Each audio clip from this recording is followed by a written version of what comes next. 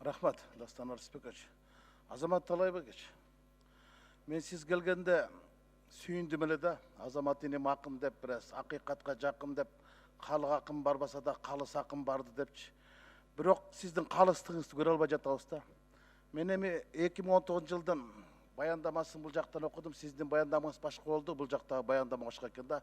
Асыресе бұл башкаруучу органдын баяндамасы эмес, аткаруучу органдын отчеты болуп калыптыр да. Эми өткөн жуманын этегинде биз бир нече саясий партиялар, анан саясий ишмерлер биригип бир шайлоого ынтымак менен барайын деп, анан ошону 2 мүнөттүк сюжеттин КТРга төлөп көрсөтүп койгула десек, 176 000 сомду алып, үгүт иштеринин тарифи менен. Анан кечинде кайта баш тартты. Жок, бул болбойт экен деп. Буну кандай түшүнсөк болот? Акаевдин убагында Карыпкуловдагы, Атамбаевдин убагында Карыпбековдагы мындай кара сантайлыкка барган жок эле го. Эмитен элди экиге бөлүп баштадыңарбы?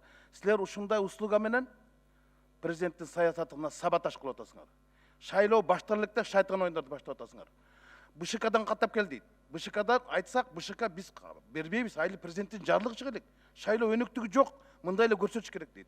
А булар акчаны алып туруп, экинчи күнү кайта кайтарып берди. Сюжетти көрсөтпөй койду. Бул эмне деген? Айтыңызчы. Качанга чейин уланат ушундай кара жашыктын кара пиарлары, кара сантайлык кадамдары? Кара зүгөй адамдарына качан арылабыз?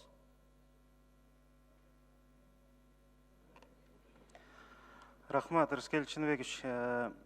Биз жаңы директорду шайлаганда дагы 1 жылдан ашук иштешип атабыз. Ушундай саясий кырдаалдарда калыс бололу, ар дайым ар тараптуу бололу деген багытта иш алып барып келе жатабыз. Биз Кудай буйрса бул нерселерди талап коебуз, Рыскел Чыныбекович. Ал эми саясий, сиз айткан саясий багыттагы ошол көрсөтүүлөр боюнча башка директор өзү жооп берсин, бул кишинин айта турган ою бар экен. Бирок биз бул маселелерди дайыма калыс туруп бергенге аракет кылып ишибизди баштап атабыз.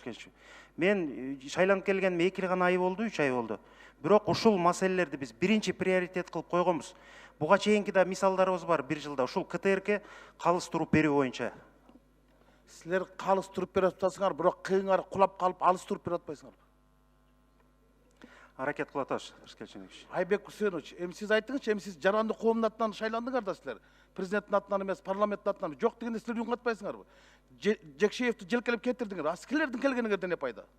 Байкоочу болуп эле чай койчу боло турбайсыңарбы?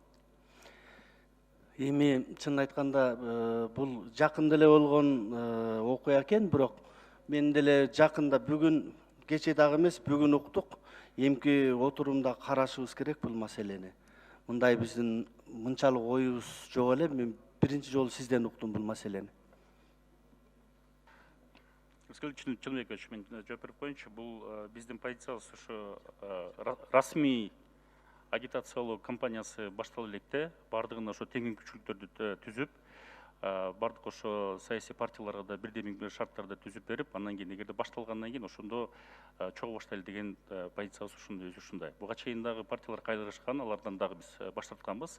Ошо биздин позициябыз ушу калыс болсун деп.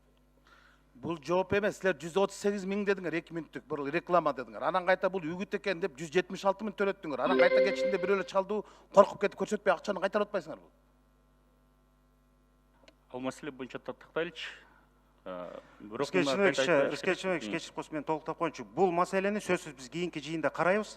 Биз 1 жылдан бери ушул мындай маселеге калыссыздык кылууга жол бербегенге аракет кылып атабыз. Бул маселени кийинки жылда сөзсүз карайбыз. Кубат мырза, сиз өзүңүздүн пикириңизди билдириңизчи мындай бир. Дух барбы сизде бир? Саламатсыздарбы? Мен деле азыр бул жерге келип угуп атабыз. Андай нерселерге мен жол берилбеш керек деген ойдомун. Анан жана биздин төрагабыз айткандай, байкоочу кеңеш муну өзүнүн жыйынында карайт. Буга чейин деле эгер тыйыны төлөнүп берилип, акчасы төлөнүп келген болсо, берилип эле келген негизи.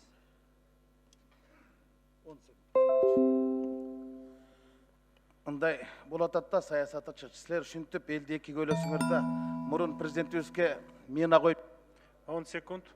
Ошон үчүн абайлап саясат кылыңыздар. Мен суранып кетет элем да, калыс болуңуздар. Аныста деле акыбалуу зор.